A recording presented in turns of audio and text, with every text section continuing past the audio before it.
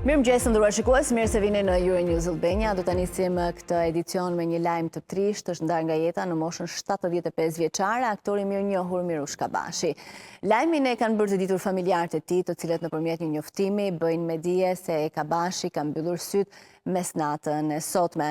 Të nderuar miq, kolegë dhe dashamirës, me pikëllim të thellë ju njoftojmë se Mirush Kabashi ndroi jetë të martën me datë 5 dhjetor pas mesnate.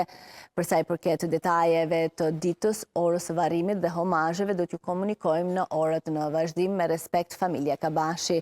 Njoftojmë familjarët e artistit. Mirush Kabashi la pas një trashëgimi të pasur artistike si aktori rreth 100 roleve në teatr dhe kinematografi.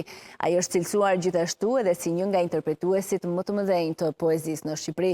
Mirush Kabashi lindi me 17 prill të 1948 në Shkodër dhe është rritur në Durrës. Origjina e tij është nga Gjakova.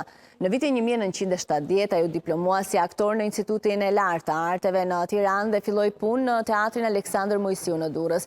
Aty vazhdoi deri në vitin 1994 duke pasur edhe rolin e drejtorit në 1991 deri në 1993. Më pas punoi në televizionin shqiptar në departamentin e programeve artistike si ideator dhe prezantues, ndërsa nga 2002 në vijim në Teatrin Kombëtar. Në vitin 1985, me periudha të ndërprera, është aktivizuar si pedagog i mjeshtrisë së aktrimit pranë Akademisë së Arteve. Ai është nderuar me titull të lartë Nder i Kombit, artist i merituar dhe mjeshtër i madh i punës.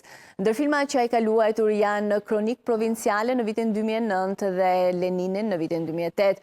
Ashtu është në vitin 1989 në rolin e babait të Almës, zëvendësi grave në rolin e Lisimak Vocit, nxënësit e klasës time, ku luante rolin mësues Nardi, shoqja nga fshati, luante rolin e Nasit, radiostacioni, një nga teknikat e radios, koncert në vitin 1936, Toker Shazivari, e të tjerë.